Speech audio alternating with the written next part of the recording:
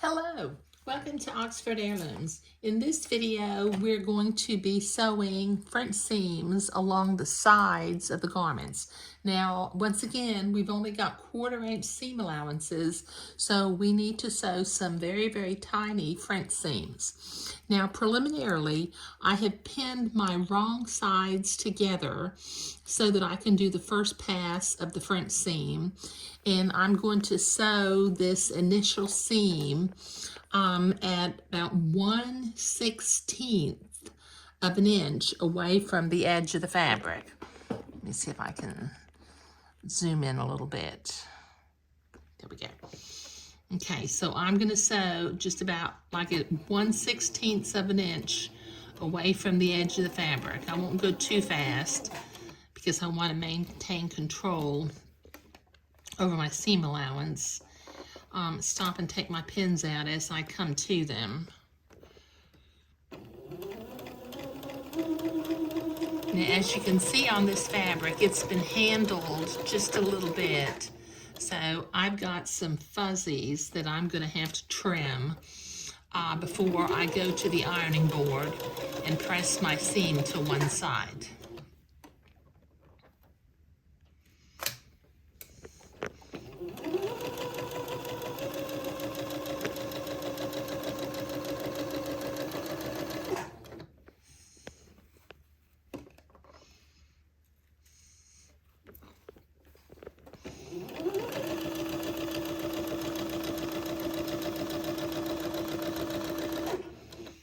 Okay, come over the seam, and I've got kind of a thick little seam there with the lace and the entredot in the finished seam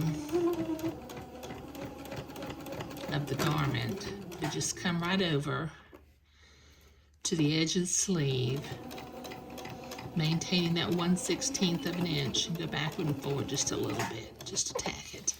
Okay, so that's one side. I need to repeat this process on the other side and then go to the ironing board and press my seam towards one side. So I'll be right back. Oh, I need to trim my seams also. So I'll do that. First, let me sew my other seam, and then I will trim my seams. Okay, I've been to the ironing board and I've pressed my seams to one side.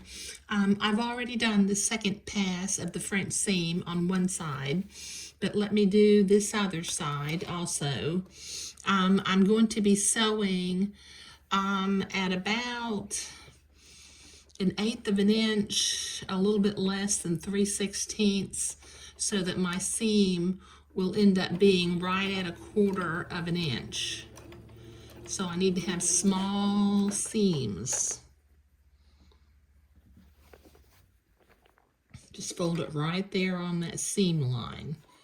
And you can see where the fabric ends on the first pass of the French seam through the batiste. This isn't Swiss batiste, it's Imperial batiste, but it's still fairly thin and you can see through it.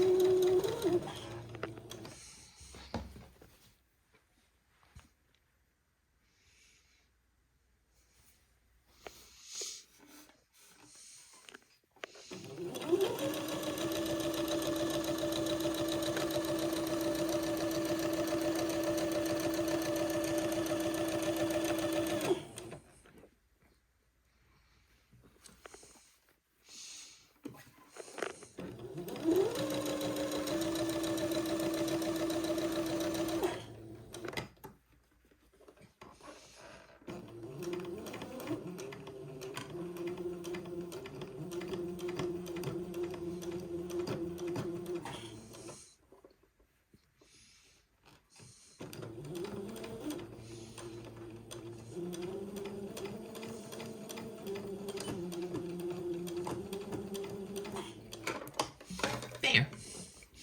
Okay, now I need to go, trim my threads real quickly. I need to go back to the ironing board and press my seams towards the back of the garment. And then when I get finished doing that, I've got my buttons. I've got my buttons for the back of the garment, and I've got my buttons that will button onto the bloomers. And before because I'm getting close to being finished with the little shirt. Other than sewing the buttons on, all I really need to do is hem the bottom of the shirt, and we'll be finished with it. But before I hem the bottom of the shirt, I want to sew the buttons on. So let me go to the ironing board and press my seams, and then sew my buttons on.